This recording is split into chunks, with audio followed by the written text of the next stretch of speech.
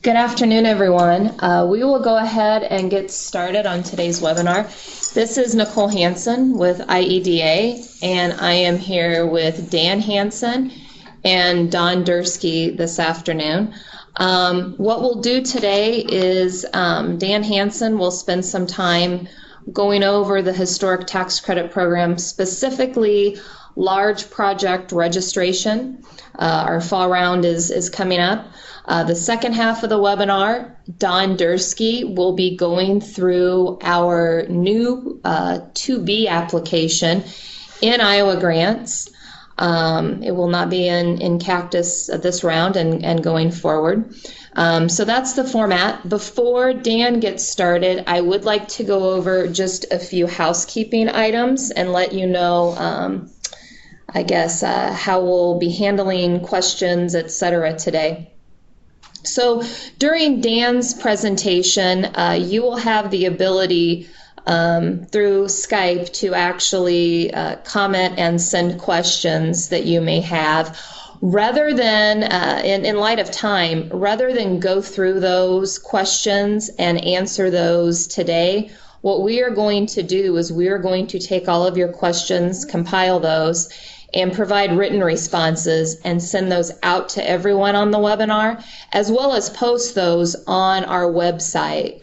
We're hoping to use those to really develop a list of frequently asked questions. So again, we won't be going through each of those today, but this afternoon we'll be working on responses and getting those out to everyone and sharing those. During the second part of the webinar, as Don and I go through the application in Iowa Grants, what we are going to do is there are certain sections of the application, and I think what we're going to do is once we go through a section of the application, we will unmute everyone and allow you to ask questions at that time. Once we answer those questions, we'll mute everyone again, go through the next section of the application, unmute, allow for questions, and then just continue that way through each of the application sections until we're complete. Just a reminder, we'll let you know right before we unmute everyone for questions. Please be respectful. Know that everyone can hear you. So if you're talking on your cell phone, I get it, but just know that, once we say we're going to unmute, please be cognizant of that and know that everyone can hear you, and maybe you don't want that. Also, we are recording this webinar, and we will post this on our website, and we can also share that link with all of you today. It looks like some of you might be listening on the phone and maybe can't see the screens. That's okay. We'll have this available so you can watch the entire webinar. Or if you just think that it's riveting and can't wait to watch it again, you'll have that opportunity as well. Just one more item. Again, this will be focused on large historic tax credit projects, the registration, and really mostly on the new Part 2B application in Iowa Grants for large projects.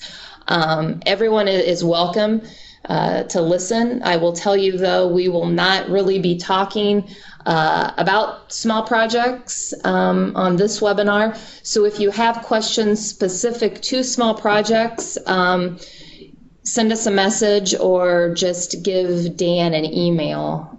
Send him an email after the fact. So with that, I will go ahead and turn it over to Dan, who will go through the application, as well as some scoring changes, etc., for our upcoming round. Thank you, Nicole. Can't get to them.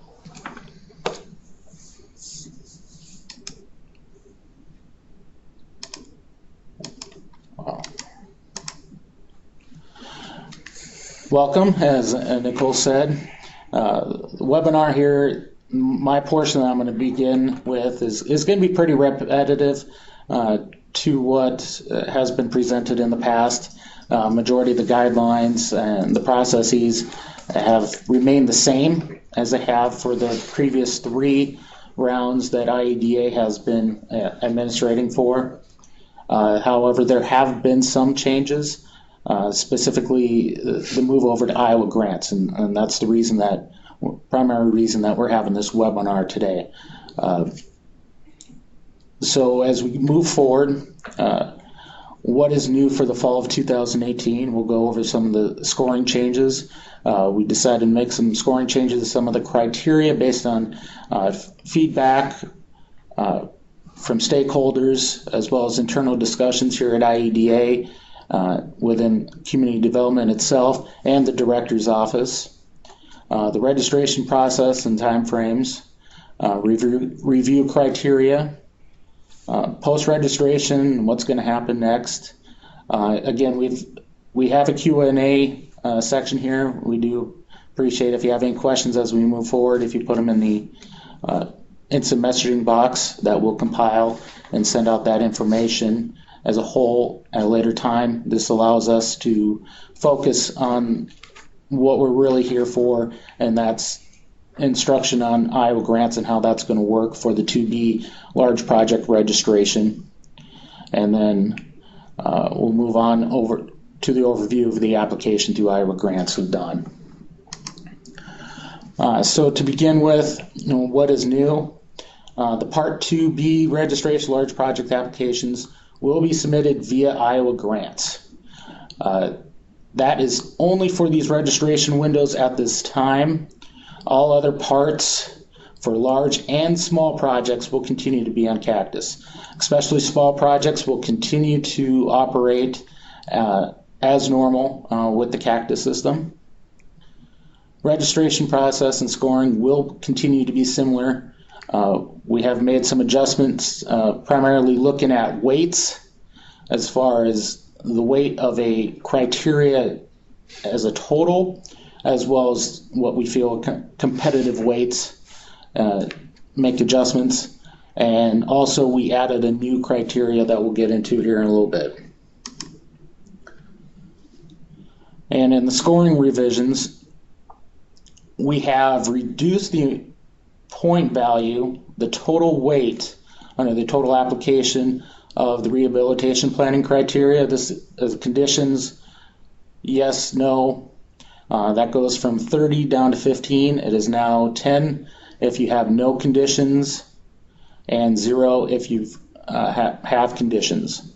We've also made a revision to the point value under the anticipated rehabilitation timeline, with the max points going up to 10, or 30, I apologize, 30, as opposed from the 20. The 30 will be for completed projects, and there's a minimum score of 10, assuming that the project is going to be completed within 36 months.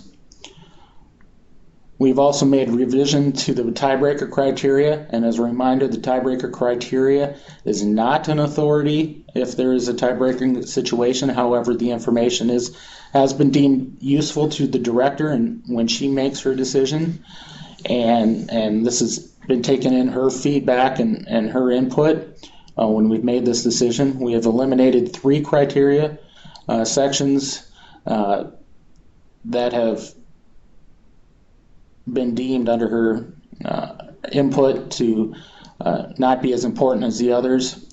However, we have added a new criteria, and that would be under the geographic diversity section, and that's going to be based on population size of the location of the project. The addition criteria that's in the criteria A, we've added an opportunity zone scoring for projects that are located in opportunity zones. And again, this is in the criteria A, and we'll get into that here. So if your project is located in an opportunity zone, a federally recognized opportunity zone, you will be able to receive 10 points in the criteria A category. This is coming from the Tax Cuts and Jobs Act of 2017. And we can let you read into a little bit more of what that does outside of the historic tax credit. But primarily the focus, if you are in one of those zones, you are eligible for 10 points.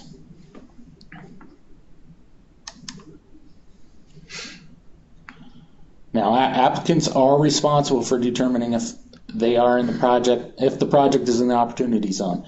IEDA is not going to be looking at a project that if you have a 0 in the scoring criteria, to add those points in. So make sure that when you're completing that section in Iowa grants, that you are aware whether or not you are in the zone, and make sure that you have those points as being accurate.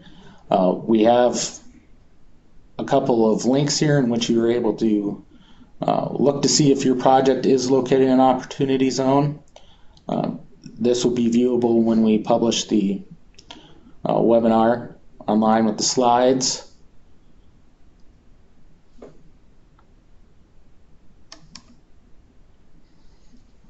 And for housekeeping of the round itself, registration dates, because of the change to the Iowa grants and some a little additional information with the opportunity zone, we've decided to increase the length of the registration round from the typical 2 weeks to 3 weeks.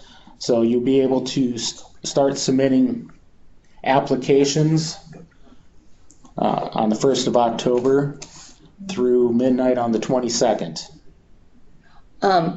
This is Nicole. I'm looking at Dan and kind of waving at him so I can interrupt. Actually, the application is actually available now on iowagrants.gov.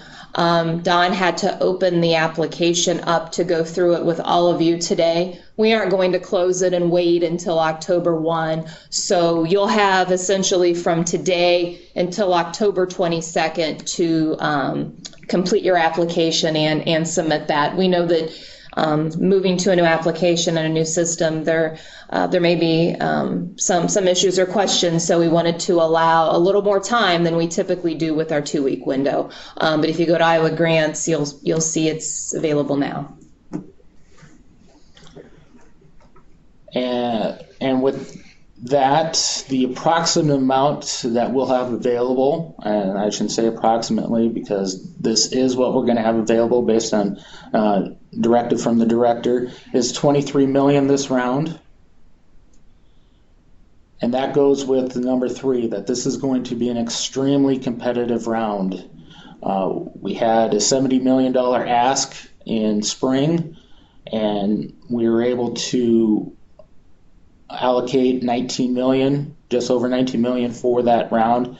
So you can do the math and understand that the remaining 50 plus million plus new projects are going to be coming in, that this is going to be extremely competitive.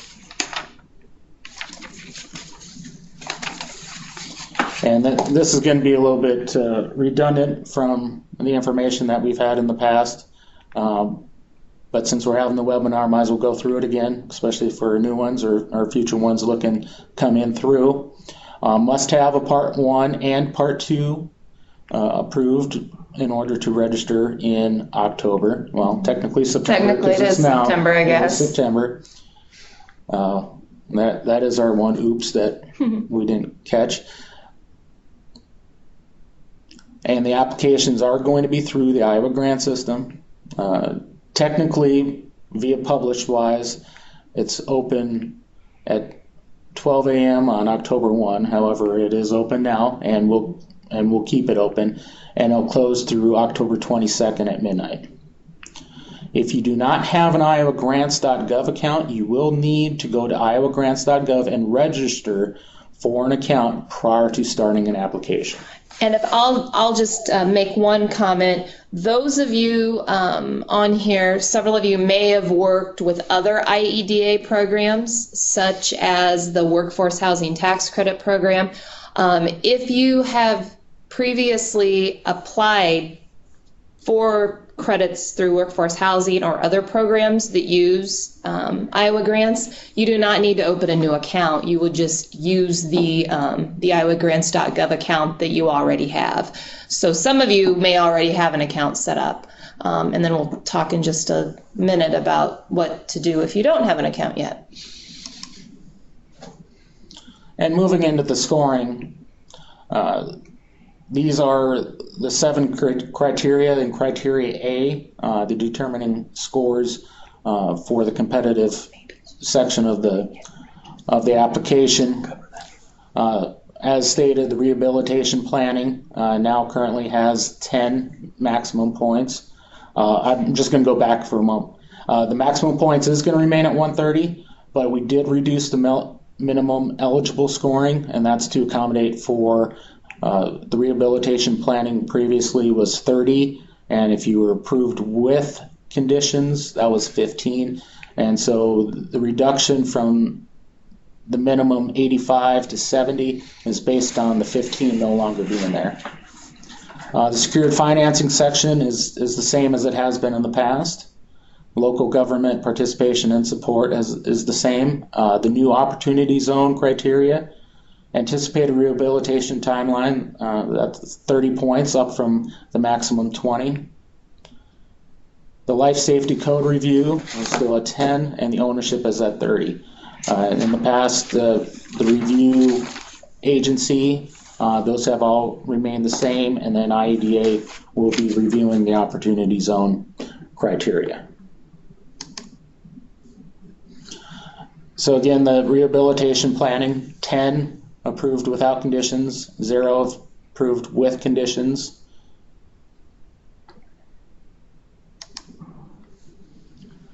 The secured financing section goes through 30 to 0 points, 5-point increments, essentially a 10-point differential in the percentage. And this is the determining factor of readiness of a financial readiness of a project that's coming in based on weights accompanied with documentation that is submitted.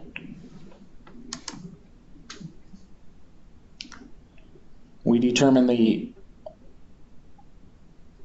process of acquiring the financing at different points within that process, the readiness of those funds to be placed towards a project.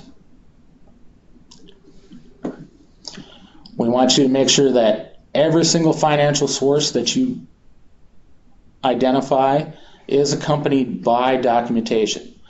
This is clarification from the financing sources tool that especially identified equity as being only developer equity. That's something that we're going to point out.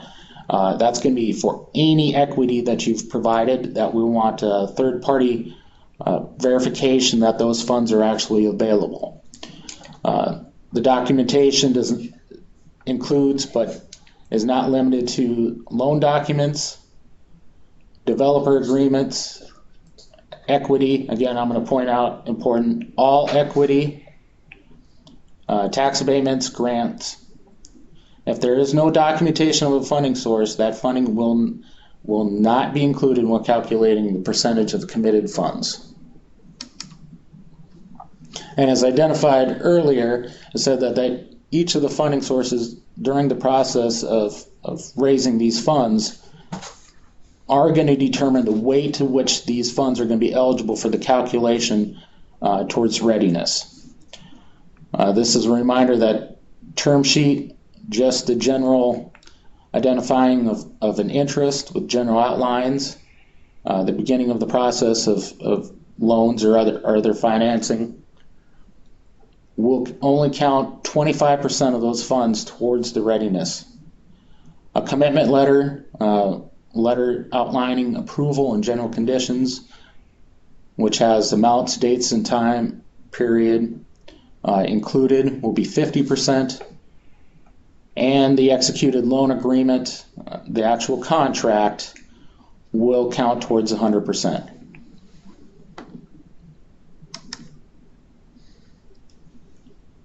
A little bit of a caveat to this is if some of you are not aware, in the past we've had a financing sources tool sheet that has been created, provided, and filled out by the applicant. That is going to be done internally within Iowa Grants, so there will not be a separate document that will be submitted with this. So there will be a calculation will already be embedded in the application. Going back to the actual documents, this goes off of the QRE schedule that is provided by IEDA and DCA and is located on Cactus. The budget information in the application will be assigned a readiness amount depending on the status, funding source, the term sheet.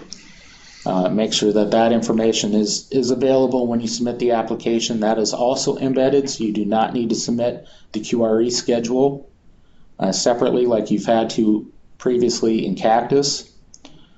Please pay attention to the language of the documentation provided when selecting the status. We have had many applications come in claiming that they are in executed loan agreement when the first paragraph of the letter that's provided accompanying it says this commitment letter.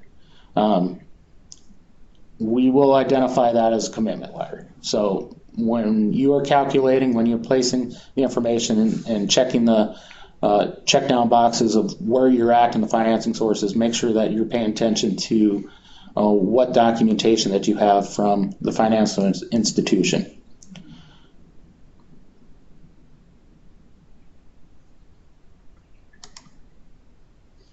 The next criteria we'll be looking at is the local government participation and support. This has not changed. It's in the same situation and weights as far as competitively and overall application goes. 10 points if you have a financial commitment from local government, municipality, and we do deem abatement as being a financial support. 5 points if you have a resolution of support, 3 points for letter of support, and 0 if there's no indication of a local government support of the project. And when you are looking at those different criteria, the documentation that you'll need to submit, the financial commitment, provide documentation of commitment from the jurisdiction or the county that meets secured financing qualifications. That documentation should have a dollar amount on it, or identification of how the dollar amount will be calculated. Resolution of support. This is going to be coming from the City Council, Board of Supervisors, etc., and it's going to be documentation that a resolution has been voted upon and needs to be dated within 1 year of the date this application was submitted, that identifies the project by name as a high priority initiative for future development. We have taken that into that 1 year requirement into consideration. If you have any questions, we know that we've had previous applications come in that had that letter, and that letter is still valid. We'll take that into we'll consider it if you have any questions for ones that are a little over a year. And then a letter of support, provide a letter of support from the local jurisdiction.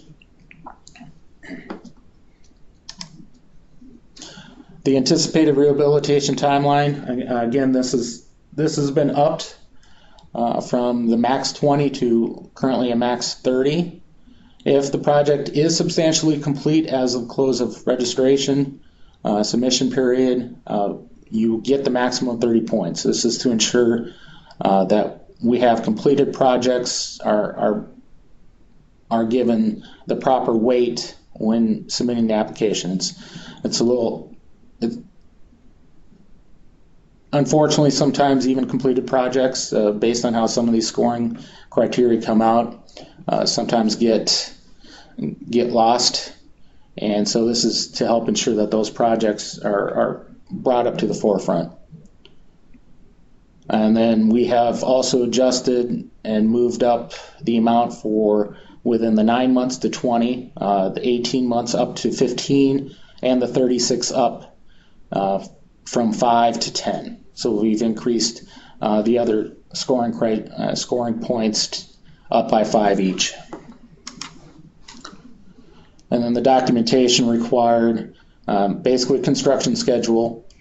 Make sure it has the following. Provide the construction schedule identifying duration of the major scopes and any critical path activities potentially required for Part 2 amendments requiring SHPO or MPS review. And for those that are able to see, here's an example. This is the type of documentation that SHPO is going to be looking for when identifying the scores regarding the rehabilitation timeline. Life Safety Code Review. This has not changed. 10 points for a project that is a building permit issued by the authority having jurisdiction. 8 points for preliminary building permits, comments, and plans. 5 points for a project of preliminary building permit comments from the authority. And then 2 points for a project having preliminary building permit review meeting scheduled.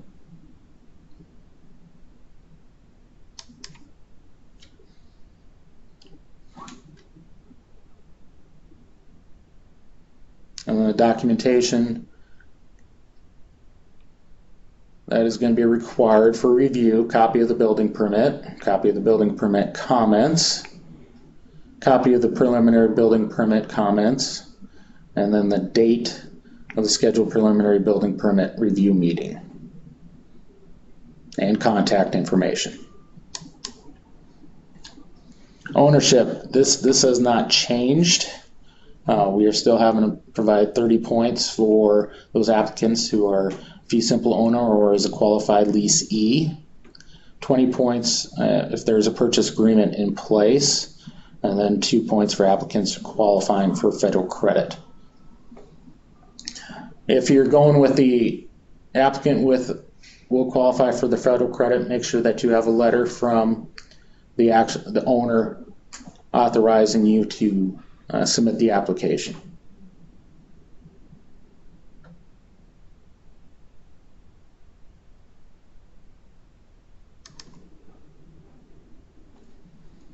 And then the documentation that will be required: a copy of the deed or fully executed closing documents.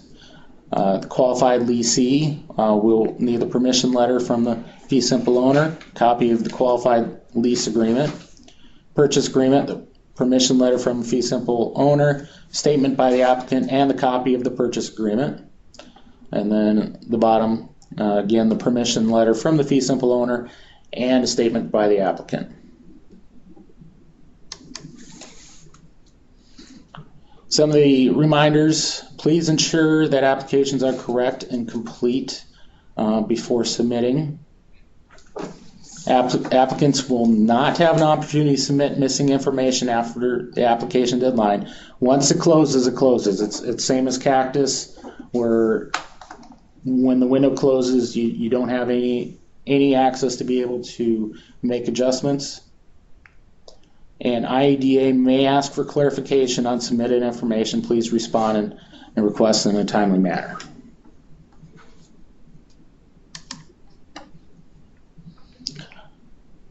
So again, the registration closes at midnight on the 22nd. IEDA and SHPO will begin reviewing these applications, complete the scoring applications, and meet to discuss the scores and pending applications. We'll make the final award recommendations based on scores, and will be taken review and approval by the IEDA director. And the review process takes approximately 30 days. And so the registration announcement will be on or around November 21st. IEDA will contact all applicants in the mail to let them know that the project has been registered, and IEDA will plan to issue a press release announcing all registered projects. Typically, the press release is the first item, and then the award letter and the agreement shortly to follow.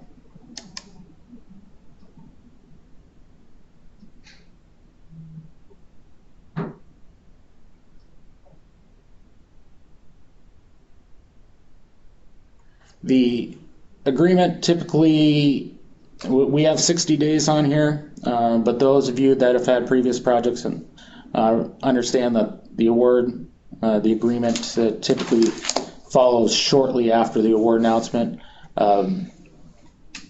So I would say if you are awarded and don't have the agreement within 45 days, start making contact with me here at IEDA, and we'll see what the issue is. But in the past 3, we've been able to get those out shortly, if not right at the same time as the initial press release goes out.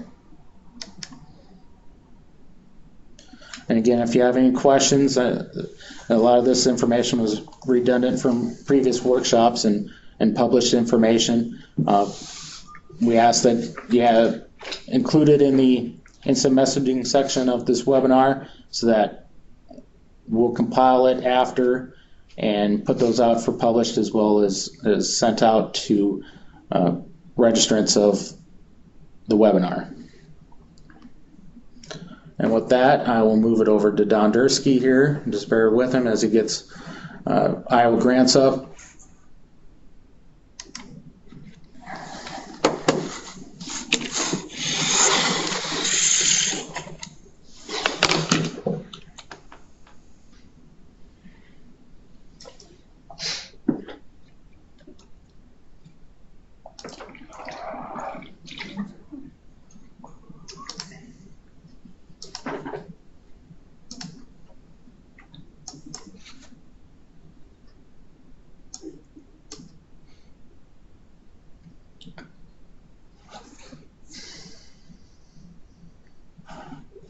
Okay, hello everyone. You should be able to see Iowa grants on your screen right now. To apply for the Historic Tax Credit Program, you'll need to go to www.iowogrants.gov, and it's important with Iowa Grants that you get the www part in there. Sometimes you'll get an error message that it doesn't resolve to iowogrants.gov if you don't get the www on there. So when you go, be sure to get there, get there with the www on it. Many of you, like Nicole mentioned, already have an Iowa Grants account, so you don't need to re-register. If you don't have an Iowa Grants account, you'll need to go through the registration process. Just follow the prompts on the screen and you won't have any problems. But honestly, the hardest part about Iowa Grants is the registration process. So if you stumble anywhere and you can't get through it, just let me know. The welcome page to Iowa Grants, you can browse grant opportunities, loan opportunities, bid purchases, license agreements. You don't necessarily have to log in to go out and view these. The system is used by several other state agencies other than just economic development. So I'll show you just if we go into grant opportunities, you'll see everything that the state has available that you could apply for if you're eligible. In the current opportunities, we have like the AmeriCorps, the CDBG program, the historic tax credit is listed in here as well. So right there. So when you see it, you can click on it. You can go down. You can read, what the program is, who's eligible, how to apply. If you have questions, there's Dan's email address, his phone number to get a hold of him. If you decide you want to apply for this, if you have a login to Iowa Grants already, you can click just login. If you don't, you can click register from here. Okay, and then just again follow the on-screen prompts. You don't have to go through, so I'm going to return back to the home page. You don't have to go through the grant opportunities to get there. If you have, over on the right-hand side, if you have an account in Iowa Grants, you can just click on Returning Users. If you don't have an account in Iowa Grants, you can do New Users Register here. So if you don't have an account, new register, new users. Now, the one thing that I want to point out here, and this is what makes it so confusing, is that the state has a single logon system called Enterprise A&A. If you have used an ANA enabled system anywhere else in state government, you already have an ANA account. So by default, if you'll notice up here at the top, when I was in Iowa Grants, I clicked on new user. It brought me over to the ANA, which is a separate system from Iowa Grants, and it dropped me on the create an account. But if you have used any other ANA enabled system within the state of Iowa, you need to switch over and go directly to sign on or sign in. You can see if you have any other accounts by clicking on what is ANA, and it will tell you all about what ANA is and how to go through the login process to change your password, all kinds of additional information. Okay, so that's ANA, and I don't want you to get the Iowa grant system confused with the ANA because they are two separate systems. ANA controls the login process. Okay, so I'll go back and I'll do that one more time just so you can see what happened. So if you're a returning user, you click here, it'll kick you to the ANA, and because you're a returning user, it'll say, okay, let's go ahead and sign in. So you're on the sign in, you'll put in your ANA account ID and your password. If you're a new user to Iowa Grants, you'll click New Users, but if you already have an ANA account, you need to change and go to Sign In. If you don't have an ANA account, then you'll just create an account and move forward following the on-screen prompts. Okay, so that is the most confusing part that you may have to switch on the ANA. Dan has a comment for us. If you are currently in Cactus and using Cactus, and you have an ANA. Right. So vast majority of you who have actually operated Cactus has the ANA, so when you switch over, make sure that you go into the login. Mm-hmm. If you have a question about a state system that might use the ANA, there's a link right here on the screen for a listing of all ANA-enabled applications in the state of Iowa. So you can take a look at that. It'll tell you if you already have an ANA account from another system that you're using. Okay, so I'm not really going to talk about the login process because it varies so much person to person, whether you have an Iowa Grants account, whether you don't, whether you have an ANA account, whether you don't, and how you get in. My best recommendation for you is to follow the on-screen prompts once you get to it. Okay, so if you have an account, click on registered users, log in here. I have already logged into Iowa Grants to make this easier for us. So once you get logged in, you'll be dropped at the main menu. What I'm going to talk about today is Iowa Grants. It's not my topics are not specific to the historic tax credit program, but more about how you navigate Iowa Grants, how you get into it, how you get screen to screen, how you make sure that your application's completed, and most importantly, that you've actually submitted it. Because if you do not submit your application, then it will not be considered for funding. Okay, so at the main menu, you have up here at the top left, you have the menu. That'll take you back to this screen every time. Help, there's not a whole lot within the help menu because this help menu up here is globally for Iowa Grants. We've tried to put all the help that you'll need closest to the links within the application, and we'll show you some of those when we get to them. And then you have your logout screen, the back button. If at all possible, use the back button that's within Iowa Grants and not the back button in your browser. Iowa Grants tries to keep track of the pages that you're on to make sure you're going through the application step by step and that you don't miss any. If you need to go back, it will take you back to the form that you were on previously. Sometimes the back button doesn't exactly take you back to where you think you should be. Okay, so if you can, use the back button. And then what's not highlighted here is there's a print, there's an add, there's a delete, edit, and save. These buttons will highlight, they'll open up on pages or forms where you can actually do something. So if you can edit the page, this edit will be available. If you can delete something, the delete will be available, and I'll show you examples of each one of those as well. So always look up here at the top for your navigation. On your main menu, then you'll have instructions. We don't have a lot of instructions for the Historic Tax Credit Program, so there's not much in here. My profile, just like it says, it's my name, address, email, phone number, my general contact info, so if I need to change anything there. Funding opportunities. When I first started, I showed you the funding opportunities, the loan opportunities, bid opportunities. That is just the funding opportunities. Then if you've used Iowa grants in the past, any applications that you've applied for will show up that were not funded, will show up in my applications. If they were funded, they'll show up in my grants. My site visits and my inventory do not apply to this program. They're for a different program that I also have permissions to. So to get to the Historic Tax Credit application, you'll go under Funding Opportunities. And I've been here long enough that it kicked me out. So let me log in quick again here.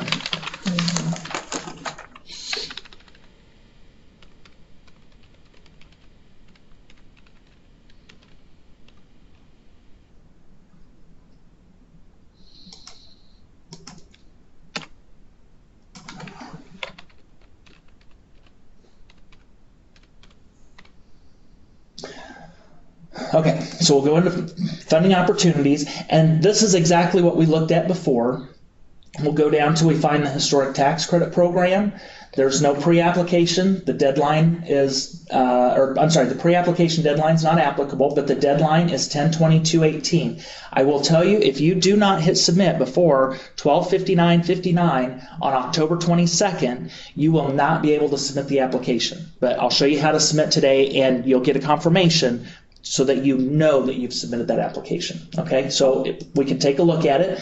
Again, we've seen this page. That was the page that I talked about coming in. Tells us who's eligible to apply, contact information, just general overview of the Historic Tax Credit Program. At the top, these are the tests that I'm going to show you today, but Iowa Grants lets you start an application, save it, back out of it, come back to it so you can finish it later and work on it as you need to. Those will show up here in the top. If you have any other programs, like the Workforce Housing Program is also in Iowa Grants, if you start an application in there and haven't submitted yet, it will show up here as well. But to start a new application, right over here, you've got copy an existing and start a new application.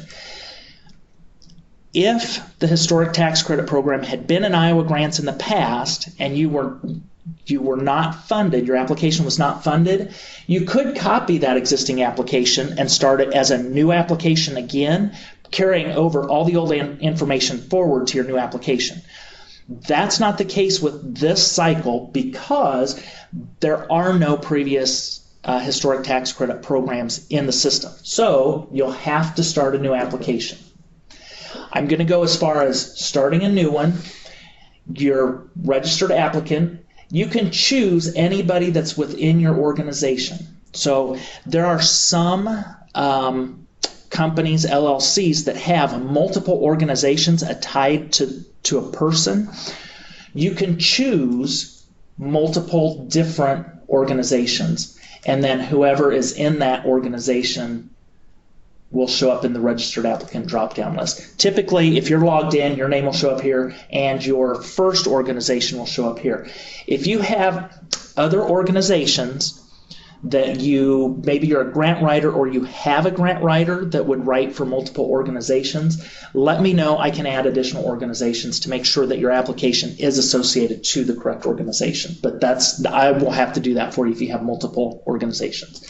Okay, you'll put in your project title, and this project title must be the name of the historic building as you've entered it in Cactus. So the historic name of the building in Cactus should be the same as your project title here.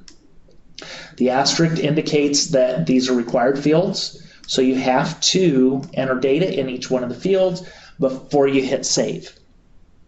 And I'm not going to hit save here because I already have an application started that I want to talk about, so we don't have to start over from the beginning and enter all the data. what I want you to see here is, and I did this on purpose so that you could actually see, both of them look very similar. They have different IDs, but one of them has been submitted and one is still in editing status. If you've submitted your application and it does not say submitted, then you have a problem. You might need to contact either myself or Dan to figure out what's going on. Okay, so at the end, you want to make sure that your application comes up in submitted status. Once it's in submitted status, you will not be able to change it. You can view it as many times as you want to, but you won't be able to change it. So I'll show you what happens is it opens up a new window, and then you can just view whatever the application is. There is no menu, there is no navigation. You cannot change the application once you've submitted it. Unless we let them. But if you come back in... Yeah, I'll go ahead and jump in. If you submit your application before 11:59 on the 22nd of October, let's say you submitted on October 15th, and you realize after you submitted that information was missing or something's not right, it's before the deadline, you won't be able to change that. But what you can do is you can ask us to open the application back up for you and fix it.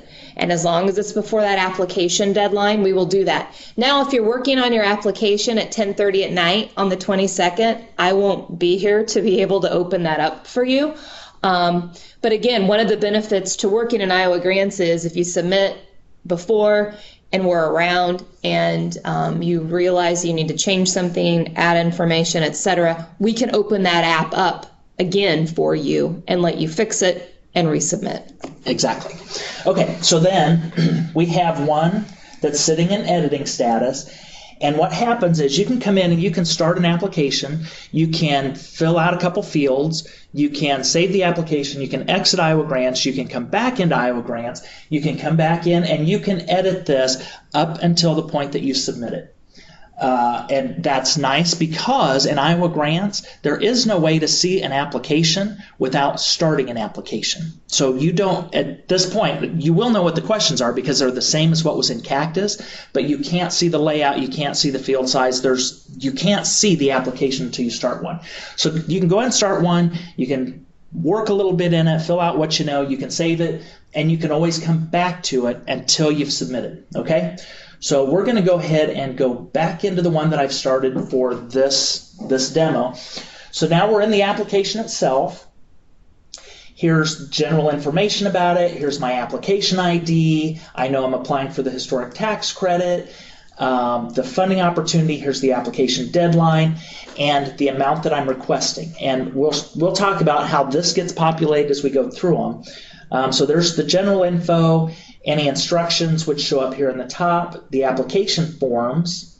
So you have to complete each one of these forms, and here the complete check mark is important because each form has to be marked as complete before you can submit it.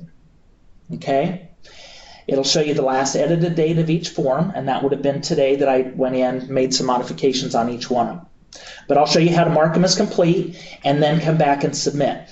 I will tell you that just because it's marked as complete doesn't mean you can't come back and edit it. You can, remember, you can edit this application up until you submit it. The only reason this complete check mark is here is more for your benefit, so that if, say, we've worked on the project info and we've done it all, we mark it as complete, you can visually see which forms you have left to complete. Okay, so when I started, we already did the general info. That's where I came in here and I gave it a title. And remember, the title has to be the historic building name as shown in Cactus, who the registered applicant is, and that's going to be me since I'm logged in and I work for economic development. We'll go back to the application forms. The other thing I wanted to mention quick is I told you first, when I first started, is the navigation is up here at the top. See, I can edit this form because edit is lit up. There will be forms that there will be another navigation right here about in the middle below this application general info. So if you're looking for some place to add a document, delete a document, edit, look in the middle. So if these aren't highlighted so that you can click them. Look down just a bit and you'll see them, and you hover over them and your mouse will turn to a little finger pointer thing. Okay? So at this point I can either go back to the main menu or I can go back to application forms, because this is just the general information. The cover sheet, so when I start, my general information is always marked as complete because I fill that out and I save it, and that's really all there is to it. It's your title and who's authorized to access it. The cover sheet general, this is a form provided by Department of Management. IEDA has no control over this form. I'll go ahead and put it into edit mode up here so you can see the fields.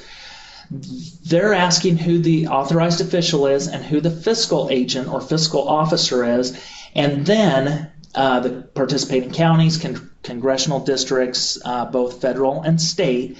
The reason they do this is because they want to be able to provide some data to the legislature on how we're funding applications, where applications are coming from, what part of the state, it's just their general reporting.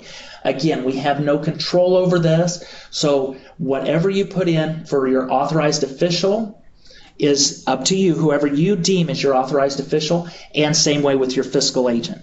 We will ask again those same questions in the project information form that we will use to populate award letters, documents, that type of information. So once you've got all the info in, back at the top, make sure you hit save. That form is saved, so I'm not in the edit mode anymore. And then that middle navigation I was telling you about, there is the mark as complete button. Okay? So when I'm done with it, I can mark it as complete. I return back to the list of forms for the application, and my cover sheet general is marked as complete. That doesn't mean I can't go back in and change it, remember. I can go back in and I can still edit it again, but now my mark as complete is gone. Okay? So just because it's marked as complete, I can still go back and edit. It's just a visual that says, oh yeah, I've got everything on that form is done.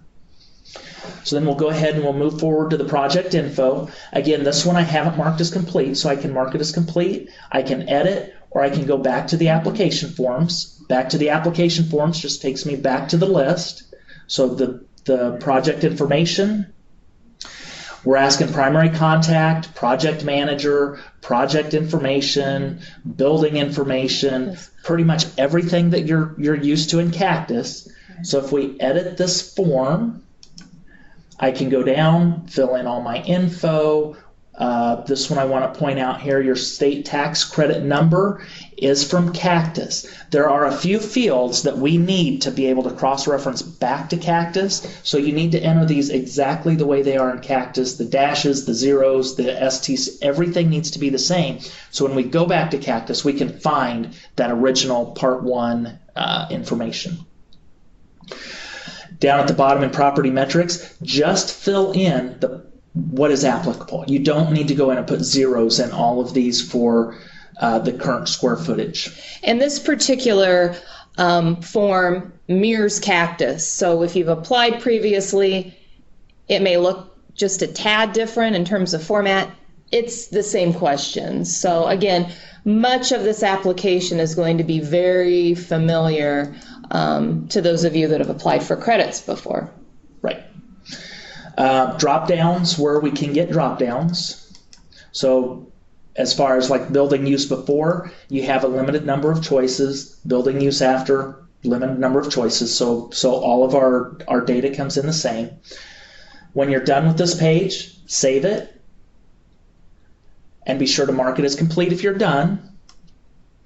And then when you come back, it'll show as project information is marked as complete.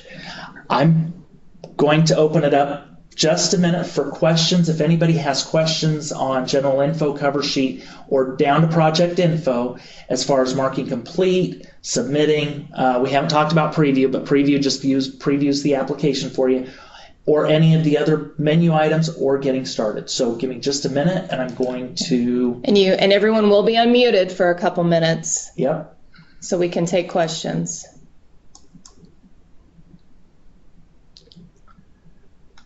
Okay, everybody should be unmuted. So if you want to ask a question, there should be a link on your screen that says unmute or presenters unmuted you or something along those lines. Any questions? I have one. Can you hear me? Yes. This is Andrew Bell.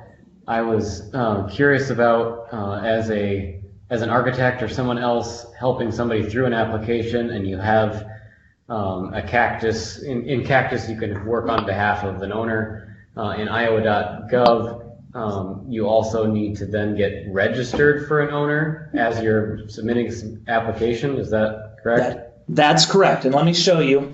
Back on that general information screen, when we're in here, you actually have the registered applicant. So the person going through the first time doesn't have a chance to put in these additional contacts. The additional contacts, if I edit this, is exactly what you just described. So I'm the owner of the application, and anybody else that I choose will have the same permissions to this application that I have. There's one caveat. Before we even get to that point, if I tried to follow along with you, make my own account into iowogrants.gov, because I have a Cactus, I logged in, but because I didn't have an organization that I was affiliated with that was needing to apply for a grant, it wouldn't let me finish the registration process. Because right now I'm just myself. Yeah, you are an architect that is going to be preparing an application for an organization. So if you have a company, one of the choices on there is your company type.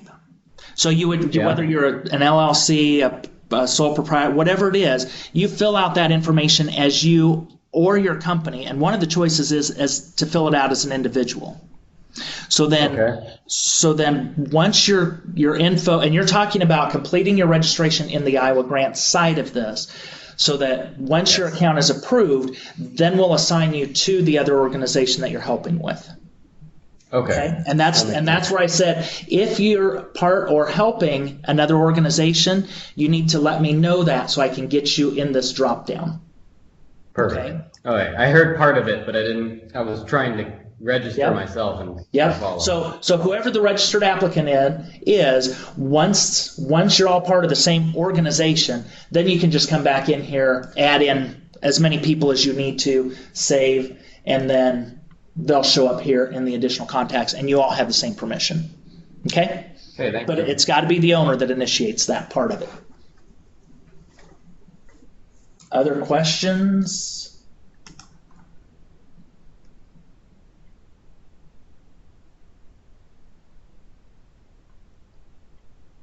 I see nobody else trying. Okay, so I'm going to mute everybody again, and we'll move on. So give me just a second here. Okay.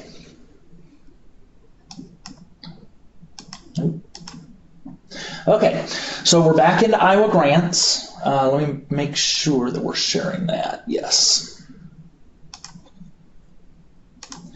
Okay, so we're back into Iowa Grants. We'll go back to the application forms. I've got the first 3 completed. The next one is the budget. The budget, if we just take a quick look at it, and then I'm going to talk about the form itself, and then Nicole wanted to say a little bit about what's on the form. So let me talk about the form. Again, we have the same buttons at the top. I can edit this form, which we're going to go into the edit mode, mark as complete, or I can go back to the application forms. Here are some instructions. So remember I said, some of these instructions up at the top, the help, the instruction on the main screen, aren't really useful because it's Iowa Grants overall. When you get down into the specific forms is where we've put as much help as we can or links. This is one example. So on the percentage of financing, the QREs, the estimated tax credit, the requested amount, here is how those numbers are calculated. So the percentage of financing in place, the total project readiness financing divided by the total project cost is how you get the percentage of financing in place. In this example, and this obviously is not maybe a realistic example of a budget for only 14,500 credit, but the percentage of financing in place is 129%. The QREs is a negative $42,000. The estimated tax credit is $14,500. The next part of this is you've got four columns: your fund source, your status, your amount, and your readiness amount. Your readiness amount is a calculated field. You see it here, but when we go into edit, it will be missing. Same way up here, these are calculated fields, they will be missing. You cannot enter data into calculated fields. At the bottom, you'll have the three fields for your use of funds, so your total amount and your state QRE, you'll enter data into that all the way down. Your totals will automatically total. So you have totals there. You have total public funds, total project financing, your total private funds are all calculated totals. So watch what happens. If I can get it all on the screen for you, if you can see it, these calculated totals here, as soon as I hit edit, they disappear. So you can't enter data in. So the percentage of financing in place, I can't enter that percentage because it's a calculated total. Same way with the QREs after public financing and the estimated tax credit amount. But I can enter data into the requested amount if whatever comes back as estimated should, in your opinion, be higher or lower. You can enter a different number into that field. So there's 15,000. It came back as 14,500. We can enter 15,000 in there. But keep in mind, just because you're requesting that amount does not mean that that will be the final amount that you'll be eligible for. That will be something that Dan reviews during the application review process. Okay, but you can change the requested amount. Just make sure that if you're requesting the estimated amount, that you put a dollar amount in here, because that's what comes up here at the requested amount at the top. So I'll slide down just a bit. So there's that 14,500 that was there. When I hit save, that 14,500 becomes 15,000, which is my requested amount. Okay. I'll go back to edit so you can see what happens down at the bottom here. Okay, so we used to have the four columns across. So we have our fund source, we still have our status, which the status is a little off-centered from our choices, and then our amount. So in the amount, Dan talked a little bit about the term sheet, the commitment letter, and the final agreement on how your final amount or your readiness amount is calculated. So on the term sheet, it was at 25%. So I'm going to make this 100,000, make it an easy number so you can see that when I hit save, that my calculated column will come back at 25% of 100,000. So I'll hit save.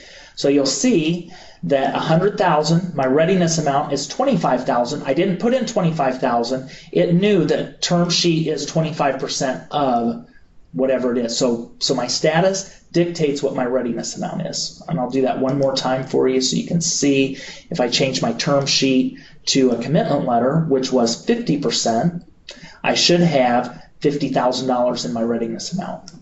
Okay? So your commitment letter, your status, whatever percentage that is, will be multiplied by your amount to get your readiness amount. And that works all the way down this column to get your total private funds, your total public funds, and your total project financing is the sum of all of the amounts and the readiness amounts as calculated. And then in the QRE, or the bottom part where the QREs are, I'll go back up to the top, I'll hit edit so you can see it. You put in your amount, whatever your amount is. So if it's $100 here and your state QRE amount is $50, whatever you put in there in each column. Some of these are not eligible, so you'll see acquisition costs of land, building, site. You are not eligible to put an amount in here, so it's just not included in your QRE amounts. So then when we hit save, go back down to the bottom so you can see it. So there's the 100 I put in for my total. There's the $50 that I put in for my state QREs. The if I can find it, the acquisition costs that were not eligible, I could put in an amount in the total, but I could not put an amount over in this far column, so they just populated zeros all the way down, and then you get your totals.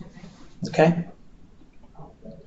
Once I'm done with it, I would mark it as complete. But before I do that, I'll let Nicole say a few things about this form. Yeah, this budget really replaces two separate spreadsheets that applicants were previously filling out and uploading into Cactus. What we did is we took the financing sources tool, which was an Excel document, as well as the QRE spreadsheet, which was another separate document, and we merged those into one budget. So you're essentially providing the same information as you did previously in Cactus when you applied before. The only difference is you're just submitting it here on one form all at once, and you don't have to worry about uploading 2 additional documents. Okay. So I'm going to unmute here just real quick. If you have any questions about that budget, how to enter the data, questions about the calculation, how to save. While we're waiting for just a few minutes, I will go ahead and mark this as complete. So we have it marked as complete. So our budget's done. Questions on that? Okay. One point I want to make is, as a reminder for those who have completed the financial sourcing tool sheet in the past, there was a checkbox that you could indicate if a public financing source would be eligible towards calculation of the credit. That does not exist and have the ability to check a box or identify the separate public financing sources as being eligible.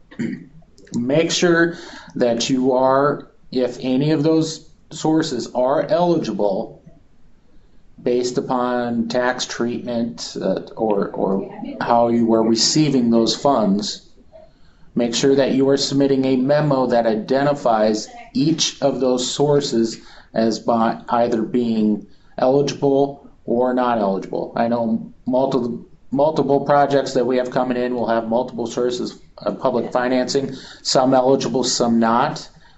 Please make sure that you have a separate memo identifying which ones are eligible towards the credit and the reason, and also which ones are not. And in just a minute, we will show you where you can upload that memo. It is important, if you do have public financing that will be treated as taxable and will be eligible. Without the memo, we have to assume that public financing is not eligible. So you have to tell us, and we have to have a memo documenting that. Otherwise, we don't treat it as such because we can't and we don't know. So we'll talk about uploads in just a minute, but that's a great point, Dan. Yep. Okay, so I've already marked as complete. We'll go back to the application forms. The next one is the self-scoring, and Dan went through these as well. So I'm going to go ahead and click on the edit so you can just see what's going to happen. The rehab, the secured financing, local government, and in each one of these sections, again, we've provided directions. The percent of financing in place, you choose how much financing you have in place. Rehab, approved part 2 with or without conditions, and you just go through each one, choose what fits. And I'm not going to go through each one of these because he did a good job in the presentation part of it, the PowerPoint presentation. Once you've made all your selections, hit save. Verify that the points are accurate. So in this case, approved part 2 with conditions. Approved part 2 with conditions is 0 points. Percent of financing 90 to 81%. 90 to 81% is 25 points. Here's 25 points. So the system will automatically calculate the points for you in each section. Once you're done with that, you'll come back here, you'll mark as complete. It'll take you back to the main list of forms for Iowa grants. Any questions on that? That form is pretty easy. I think before we take questions, we'll go ahead and go into the required uploads and the miscellaneous uploads and cover those 3 forms all together. So that was the self-scoring. The required uploads, these are things that we have to have before you can submit your application. Well, I shouldn't say before you can. before we will score your application. So you must have a release of information, documentation of financing sources, and this should be once, you can only upload one document, and it should be a file with everything in that single file. So if you have multiple sources of financing, you need to take all those documents, scan them as one file, and then upload them. Your development agreement, your construction schedule, your documentation of ownership, life safety, your CD map, your documentation showing your current permanent jobs. You have to have something in each one of these rows to upload that. So I've just got a sample file. So you'd click on the name of what you're wanting to upload. So I clicked on release of info. I'm going to browse out and choose the sample file text, and I'm going to give it a name. So this was release of info. I'm going to save that, and you'll see right there it is. I uploaded it today. It's 1K in size, and it's a TXT file, and there's the file name as it was when I uploaded it. There are no restrictions on the size of this file or the type of file as far as getting it into Iowa Grants. They're technically, so you can put whatever you want to in here. Technically, there are restrictions. The restrictions are your internet connection speed. So if you have a large file, say a 100 meg file, but you're on a dial-up modem, you may time out before you get that whole file uploaded. So physically, you can't upload the file. The other limitation is that IEDA must have the software to open up your file. We run on IBM compatible machines. We run on Microsoft. We don't have any Apple software loaded on our machine. So if you use Apple software and you upload a file that's proprietary to Apple computers, we won't be able to open it. Therefore, we won't be able to evaluate that document. Okay? So your two limitations are your connection speed and whether IEDA has the software to open that file. If you want to see the file, so you've uploaded it, now you're like, oh, I wonder if that was the right document. You can click on file name, and it will open the file for you, so you can see what's in it. If you've accidentally uploaded the wrong file and you want to delete it and replace it, over here to the right, delete, it'll come up and say, are you sure you want to delete this attachment? You click OK, and your file is gone.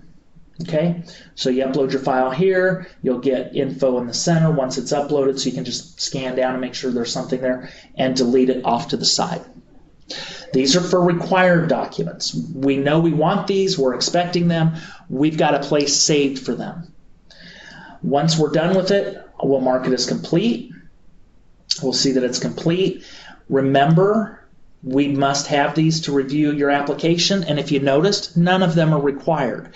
And the reason we try to make as few things required in Iowa Grants as possible with the red asterisk is because if you only have this release of information, you won't be able to save this document if all of these have the little red asterisk in it. So you have to round them all up before you can complete this form. We chose not to do that. We're just saying, you know what, you've got to have them all. If we're asking for it, there should be something in the field, and that's universal all throughout Iowa Grants. So if you notice, I could mark it as complete, even though it's empty, does not make it a valid application because it is missing all those uploads. Okay? Those are things that we know we need. We're expecting them. That's the required uploads. There's also miscellaneous uploads. Miscellaneous uploads are anything that you think might be relevant that we did not specifically. Hang on.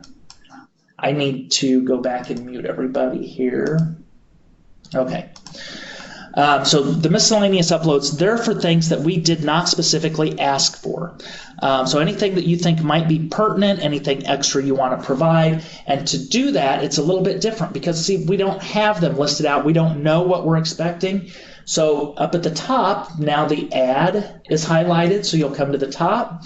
Again, you'll browse out to the file that you want to load up, and you'll tell us what it is, and I'm just going to say this is interesting supporting doc.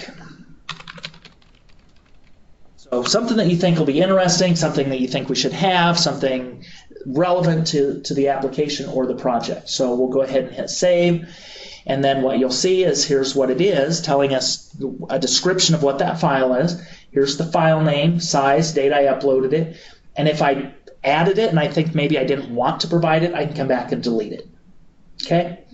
If I want to see what it is, I can come back and I can download the file by clicking on the file name, or I can rename it by clicking on it. And it really wasn't as interesting as I thought it was. So we'll just take that out of there. We'll click save. So there's my supporting doc, my sample file. And if I want to delete it, I can delete it. I can mark it as complete. Everything's marked as complete, and I can go on to the last form. I'm going to do a quick unmute. Okay, so if anybody has any questions on the self-scoring, the required documents, or the miscellaneous uploads, I'll give you just a few seconds to ask.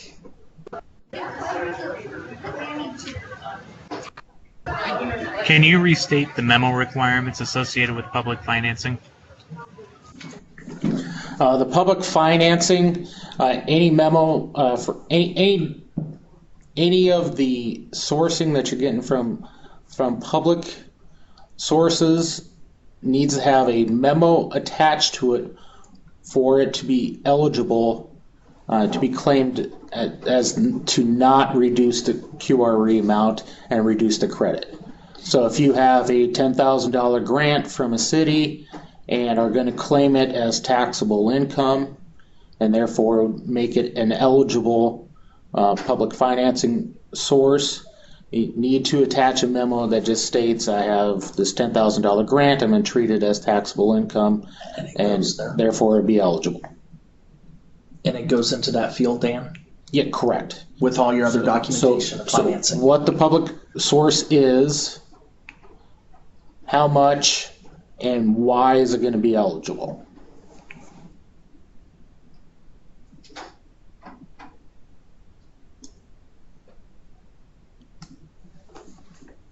Any other questions? I'm going to leave the phone unmuted because this last form will go really quick. The state requires that we have a minority impact statement. We'll go ahead and edit this one. Answer the questions. The ones that are starred in red or have the red asterisk are the only ones you really have to answer. So if it has an impact, if it doesn't have an impact, move on. If it does, then you have to describe the impact. The groups impacted. I'm just going to choose no all the way through to save us some time. The groups negatively impacted. It's not expected to have a disproportionate or unique impact. And then the name of the person submitting this, in this case, it's going to be me, even though it's a demo app. And I'm our data manager for IEDA. I need to certify that the information is correct. I can return to the top so that I can hit save. Once I hit save, I mark this as complete. So remember, it's important to mark every single application complete. I'm going to skip this one for just a second because this is one of the issues that a lot of people have. So I've saved the form. Everything's saved. I'm not going to mark it complete. I'm going to go back to the application forms. You can see I've missed one that isn't marked as complete. I think I'm done. I'm ready to submit my application. So I come over here to submit. And it says in order to submit your application for review, I have to complete all the required fields and components and mark each component complete by clicking the link, Mark as Complete. Well, what does that mean? Well, it means that I didn't mark this one as complete. So to mark that as complete, I go back into the form, I click Mark as Complete. They're all now marked as complete, and I'm ready to submit this application. But before I do, remember, once I click submit, I'm locked out of it. So I left this unmuted because that minority impact statement form went quick. If there's any questions, now is the time to ask.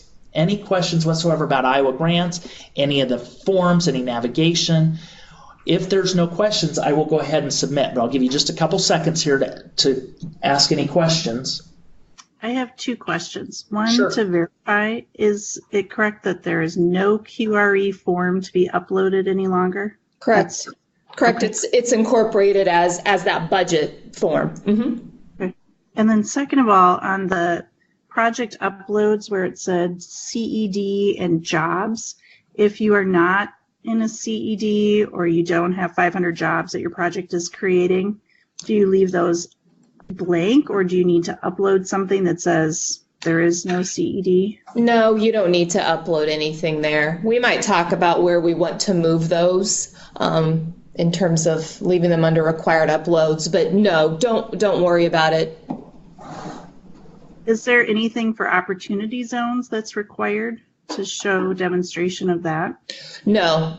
If you indicate that you are in an opportunity zone, that would be, through the scoring, we would verify that, but we won't have you upload anything.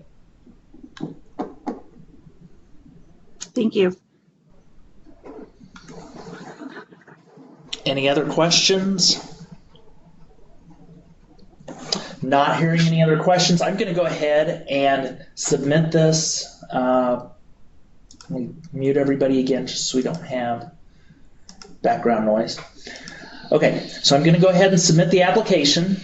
It says, submitting the application will lock all sections from further editing. Have you completed all sections? Are you sure you're ready to submit this application? Because once you submit, you cannot change it. With one caveat, like Nicole explained earlier, if it's before the deadline and you realize there's something wrong or you want to change something, contact either Dan or Nicole. They can unlock the application for you, put it into correcting status so that you can come back in, you can make any changes, whatever you need to do. Make sure that if you do that you come back in, and after you're done making your corrections, your form is marked as complete and you submit, and you get the thing again that says this will lock it. If you've submitted your application, you had Dan or Nicole put it into correcting status. If you do not submit it, your application is not valid. And we've had a couple, just like 2 or 3 instances where people didn't realize they had to resubmit after it was put into correcting status. Okay, so I'm telling you it can be done, just make sure you resubmit. Okay, so once you hit OK, you'll get an application signature that says, I've read it, I know what the terms are, everything's as true as what I can make it. The state of Iowa allows us to take electronic signatures. I put my info in, I click submit, and I get a confirmation. Make sure you get your confirmation. Okay, print screen this, do whatever you need to do. I've successfully submitted my historic building name, whatever, application ID. When I go back to my menu, into my applications, I will see that my application sitting right here has been submitted. Okay? And that's Iowa Grants. Great. Well, we are right up against 3 o'clock, so we will go ahead and wrap up. If you have other questions on applications, Iowa Grants, etc., please shoot us an email. We will go through the questions here submitted through instant messaging on the webinar, and we'll compile responses to those and get those out probably in the next day or so to everyone that registered for the webinar, and then it will be on our website as well. So thank you very much for your time. We appreciate it, and again, the application is available on Iowa Grants, and we look forward to seeing your applications. Thanks so much.